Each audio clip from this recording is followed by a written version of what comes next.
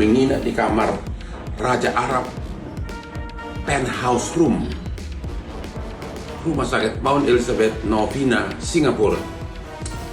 See you, sampai ketemu Jakarta ya.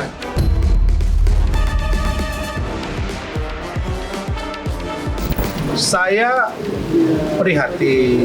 Dulu ketika Alvin Lim dibawa ke Cina, begini juga postingannya. Udah banyak banget terjadi di keturunan gue ya, para sultan. Kalau orang udah begitu membencinya, kita cukup istighfar, dia berbalik ke dia.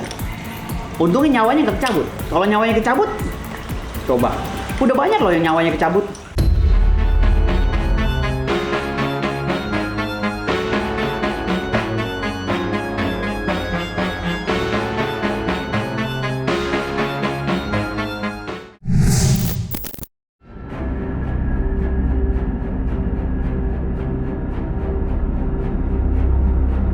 Kabar mengejutkan datang dari pengacara kondang Hotman Paris yang kini tengah menjalani perawatan di salah satu rumah sakit elit di Singapura. Melalui media sosial pribadinya, Hotman membagikan kondisi terkininya. Namun bukan Hotman jika tidak pamer kemewahan, meski dalam kondisi sakit sekalipun. Menanggapi kabar terbaru Hotman, seteru abadinya, Rasman ikut angkat suara dengan menyinggung mendiang Alvin Lim. Menurut Rasman, unggahan Hotman di media sosialnya sama persis dengan unggahan Alvin Lim pada saat menjalani operasi di rumah sakit China. Hotman sendiri belum menanggapi sindiran Rasman yang menyinggung soal sakit dan kematian.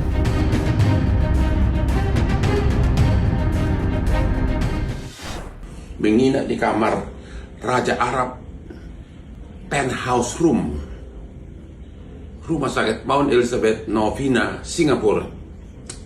See you, sampai ketemu Jakarta ya. Pagi ini akan terbang ke Singapura dan 5 dokter spesialis telah disiapkan di Singapura. Ini tanggal 23 Februari jam 4 dari rumah sakit. Saya masuk rumah sakit tanggal 21 karena unsur HB darah saya, HB dari standar 14 turun menjadi 9,7, sehingga harus dilakukan tambahan darah, transfusi tambahan darah, dan sudah dilakukan dengan dikawal oleh 5 dokter spesialis, ya, 5 dokter spesialis. Dan sudah membaik, dan rencana hari ini agar saya benar-benar fit. Pagi ini anak sulung saya Frank sudah menyiapkan private jet akan terbang ke Singapura jam 9 pagi untuk melakukan pemeriksaan lengkap utuh. Jadi hanya karena unsur HB darah drop dan tekanan darah drop sempat hampir 90/45, udah sangat bahaya. Saya prihatin. Dulu ketika Alvin Lim dibawa ke Cina, begini juga postingannya. Begini kan, saya nggak kebayang nih orang yang begitu gagah berani.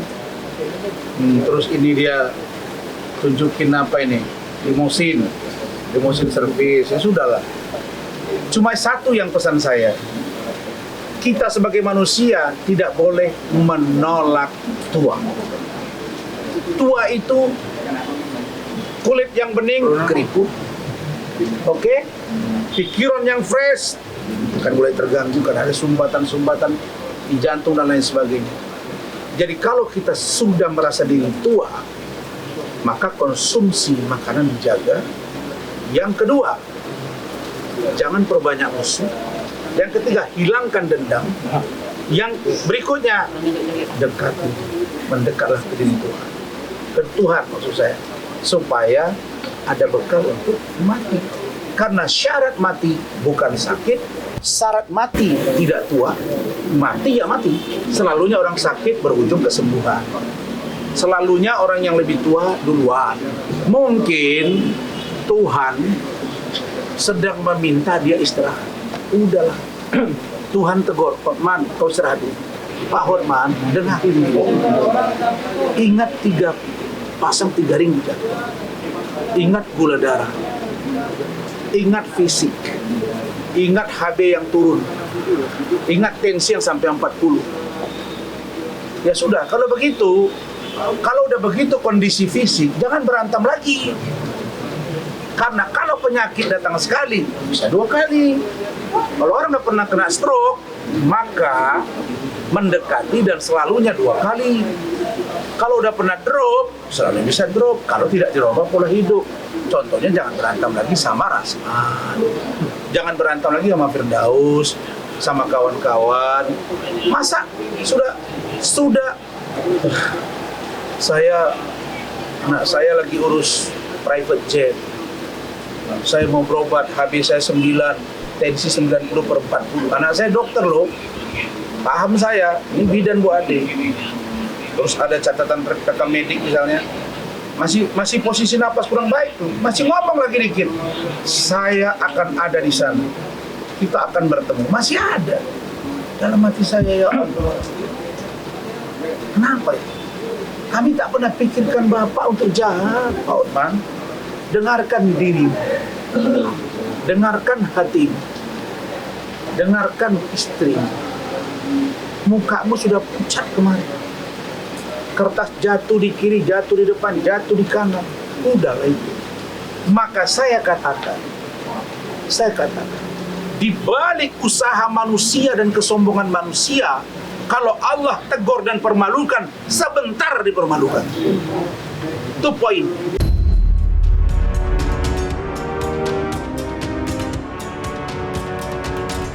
Senada dengan Rasman, mantan kuasa hukumnya, Firdaus Oiwobo, juga menyindir sakit yang dialami Hotman tidak lain adalah tulah atau kutukan yang berbalik menyerang diri sendiri. Firdaus masih mengingat ucapan Hotman yang dialamatkan kepada dirinya. Kini ucapan itu berbalik menyerang balik dirinya sendiri. Firdaus juga mengingatkan Hotman bahwa dalam riwayat keluarganya, yang katanya keturunan Ningrat alias Sultan, sudah banyak orang yang meregang nyawa karena ucapan sendiri lantaran menjelek-jelekannya. Apa yang dikatakan Firdaus tentu saja belum bisa dibuktikan kebenarannya, mengingat Hotman jatuh sakit lantaran digigit berang-berang hewan peliharaannya saat berenang di rumahnya. Lantas, apa kata dokter mengenai gigitan berang-berang yang membuat Hotman tumbang? Dan apa yang membuat Firdaus naik pitam terhadap sindiran Hotman?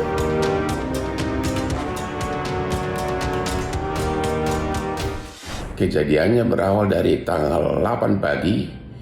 Saya berenang dengan berang-berang jam 4 subuh, tapi salah satu berang-berang binatang peliharaan saya menggigit tangan saya.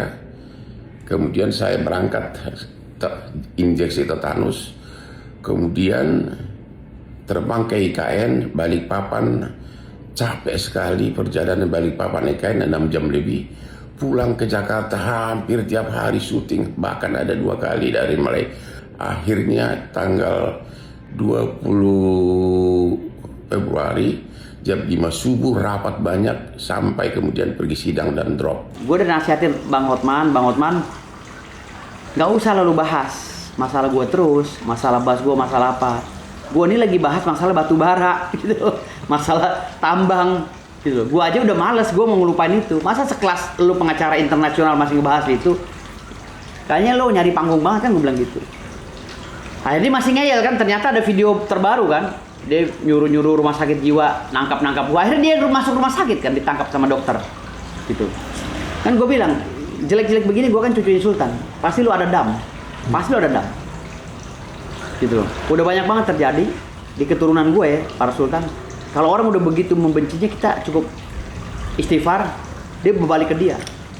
Untungnya nyawanya nggak kecabut. Kalau nyawanya kecabut, coba.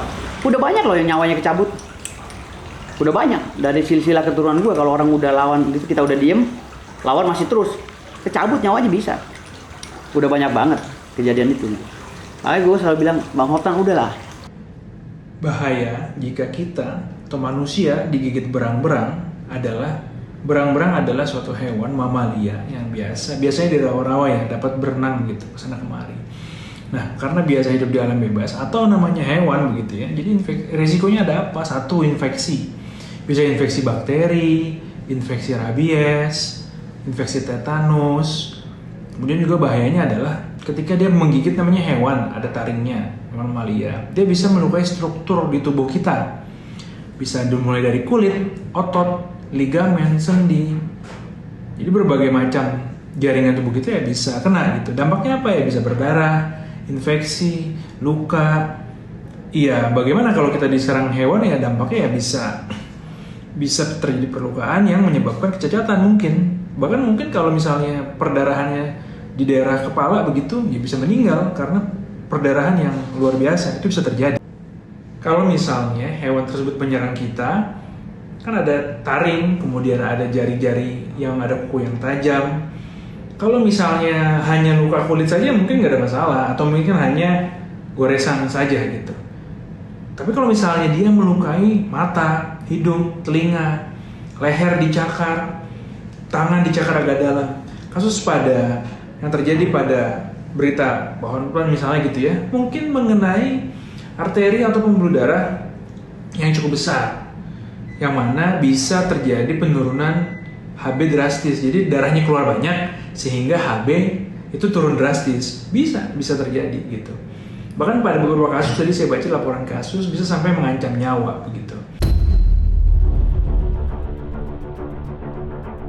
Sementara itu, Rasman berharap Hotman segera sembuh dan pulih agar dapat melanjutkan sidang dugaan pencemaran nama baik. Seperti diketahui, pada sidang kemarin yang digelar di Pengadilan Negeri Jakarta Utara, Hotman yang dihadirkan di persidangan sebagai saksi korban mendadak tumbang hingga tak dapat melanjutkan persidangan. Dalam sidang tersebut, Rasman ditetapkan menjadi tersangka atas laporan yang dibuat Hotman. Dan berikut pesan Rasman untuk seteru abadinya, Hotman yang kini tengah menjalani perawatan di Singapura.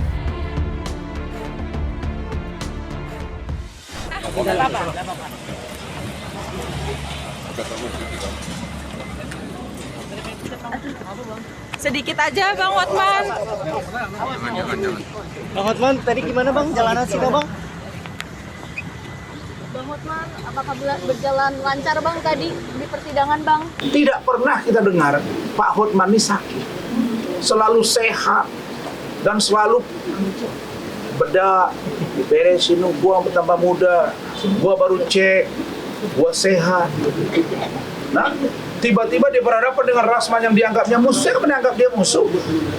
Di situ Tuhan tunjukkan, kau nggak kuat ada persidangan nih, kau dibawa pulang, dipapa, digotong masuk, nggak ada ngomong sama wartawan. Masa itu nggak jadi koreksi di diri? Makanya saya bilang, jangan kita busuk hati pada manusia. Jadi saya kira Pak Hotman berobat, dengarkan dirimu, ingat usiamu, ya, dengarkan firasat batinmu, kurangi musuhmu. Karma hidup ini tabur tuai. Apa yang kau tabur itu yang kau tuai.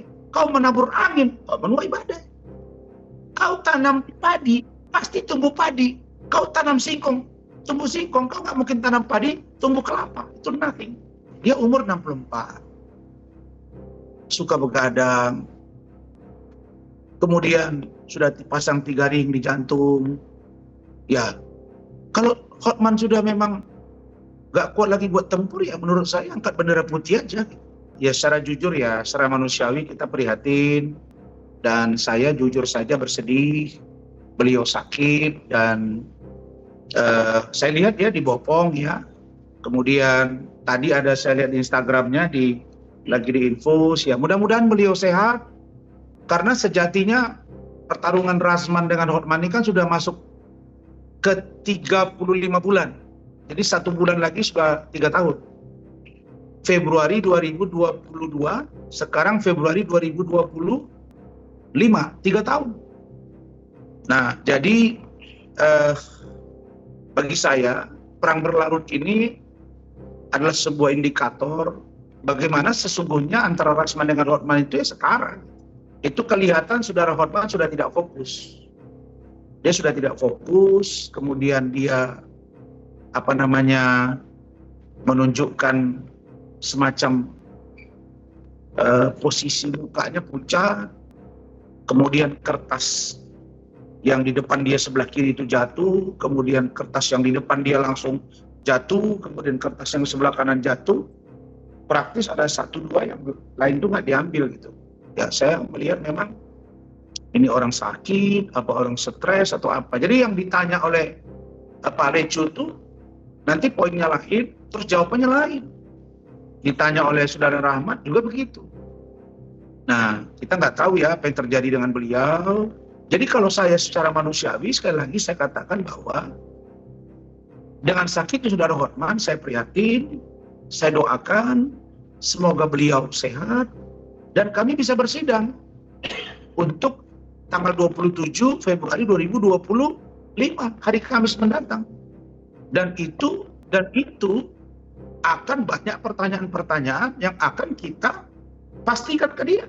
Karena ketika Hotman melaporkan saya 10 Mei 2022, dalam teori hukum, siapa yang mendalilkan, maka dia membuktikan.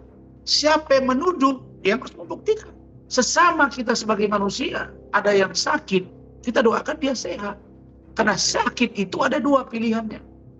Kata Allah, 1 menghapuskan dosamu, kalau kau sabar. Yang kedua, teguran dari Tuhan. Ya koreksi aja. Saya meyakini bahwa di ajaran non-muslim juga begitu.